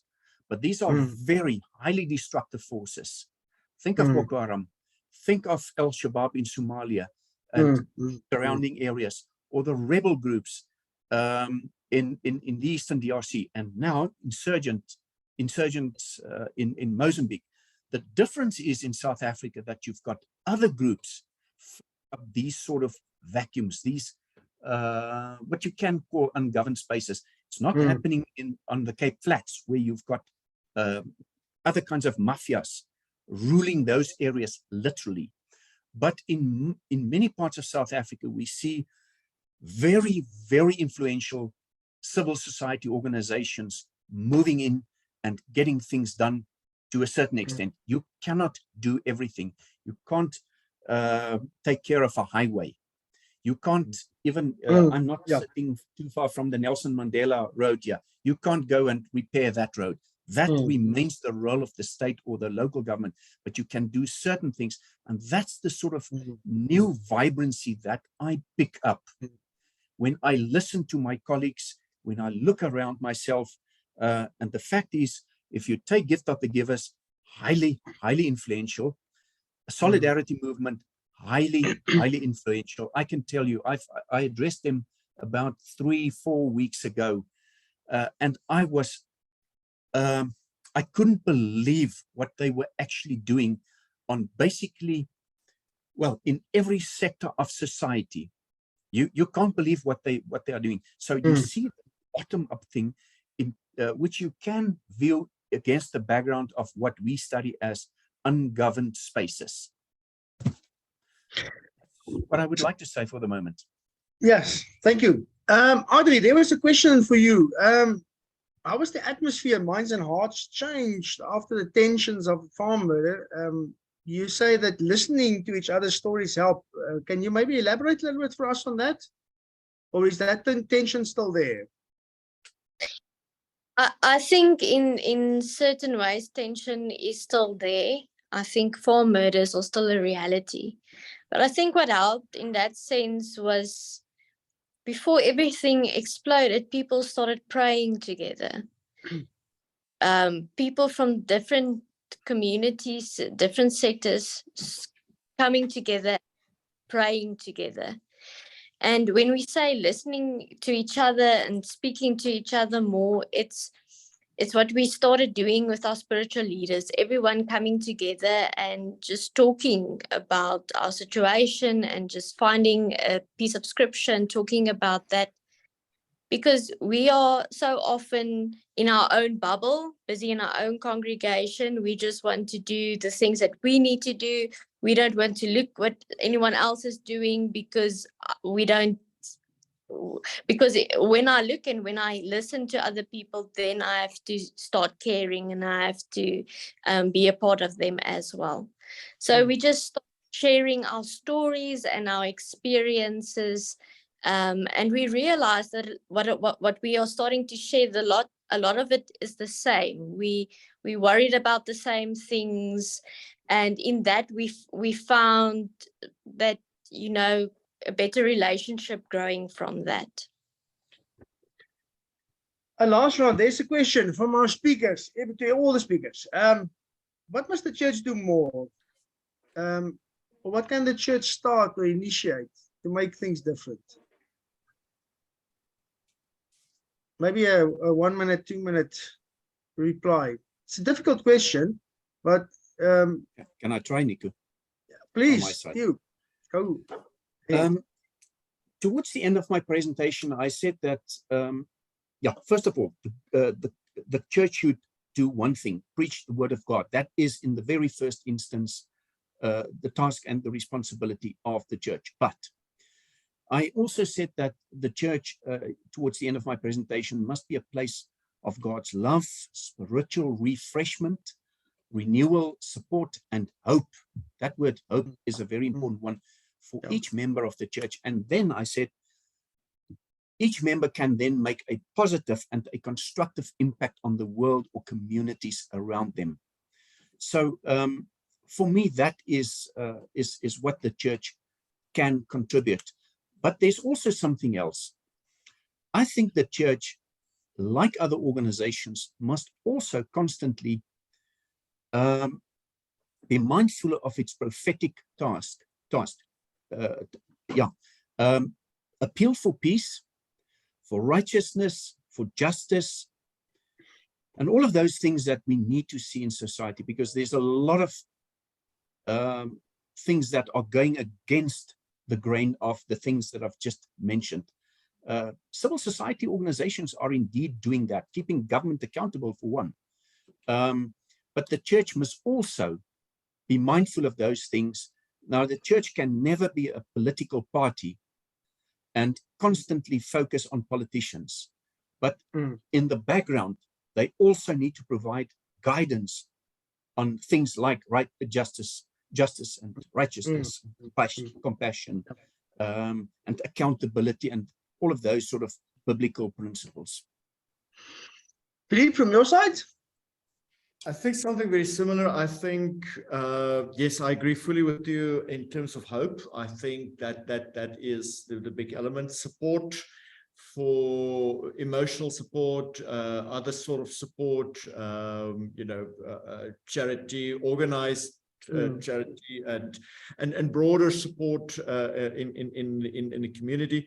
I think working in a more ecumenical setting where churches of various denominations come together, and sometimes if you think about give of the givers, that's even Muslim. So if you think about provinces like KZN, where you have large communities that are non-Christian, so I think that working across, because there are values that are shared across everything, and that brings me to something that you also touches on, the ethical element. If I think about, if you think about somebody in one of I think Willem asked in one of the questions earlier about, organizing like Tutu and Busak. I think if we can have a moral outrage about the unethical things that happen, and if there's a march in a community, a peaceful march where people march for the ethical, against all the stealing and looting, that is not the sense of being political, like in a political party, but standing for what is right. In that sense, if you have a community where your local councillors rob you blind, I think that for a whole community to march, not to demand this party or that party, but to demand the end of being robbed and defrauded, and to demand ethical behavior. I think that is sort of a role to think of, and that would be on a local level, but also on a broad national level even. Audrey, last word from your side. Yes, Can the church do more? I can fully agree with what they are saying. I think we mustn't underestimate our voice, our prophetic voice for peace and justice and hope. Yeah. And we need to take hands. We can't do this alone. We can't take. Yeah, that's it. There was a hand, but I see the person have disappeared out of the meeting. So, Willem, I want to end. Thank you, colleagues, for the good discussion tonight. Oh, there it comes up again. Nico Komrink. Nico, if you can unmute yourself, maybe 1 minute from your side. You can go ahead. Thank you. Actually, I think Philippe and Theo said basically what I wanted to share. But the church will remain a marginal role player on the edge of society if it does not have a voice in society. And that means we've got to address ethical issues, we've got to address the injustice. And if the church doesn't give a voice to this, the church will remain on the sidelines. Thank you. I think that is so true. If you read a little bit on poverty, they explain poverty as a broken down in relationships from Christian organizations. The relationship with the self, with God, with others, and with your environment. And I think what you're saying is absolutely so true. But I'm over to you. Thank you for hosting us tonight and for this good discussion. Over to you. Thank you very much, Nico, and also thank you for facilitating the process this evening. Again, to all of our speakers, thank you very much for your contribution. And I think if we take the truths that came out of all of the presentations made this evening, there's a lot of complementary stuff in there, and I think we should get around and think about that and talk about that more. I think in setting up this webinar, talking to the team at Huguenot Congregation that this idea of the webinar was born from, it's about stimulating discussion. We need to start talking about what our role is. We need to start taking action. We need to start small. We need to start where we can. We need to start coordinating, and we need to start building momentum. And I agree with what Nico Combrink said at the end here. We have to have a voice, and not an isolated little voice in the desert, but a big choir of voices in the end. And I think that's very possible to do that, but we've got to start somewhere. Audrey, I love that thing that you said about thinking and living. We don't think how we're going to live, we live into a new way of thinking. That's very powerful. I'll take that home this evening. So again, everybody that came online, everybody that listened to us, it's over to you. I think it's important now to start sharing your ideas. This webinar was to stimulate some thoughts, and I think it's a matter of watch this space. I think that we should not leave it here, that we should now start facilitating further discussions. I'll work hard on getting John on board again for sharing the Senekal story in more detail. But I think we need to keep on talking, and if we need to facilitate further webinars, which I think from our side we definitely are going to do, we will let you know, and it will be a question of watch this space. So again, to all of you that did sign on, all of you that presented, again to General Blue Star and the Presbytery of Bloemfontein North, thank you very much, and have a good evening out there. I know that some of you are just coming out of load shedding. Some of you are going into load shedding right now. I think, Audrey, you're one of those. So Yes. good luck, and keep your lights burning out there. Thank you very much. Goodbye, everybody.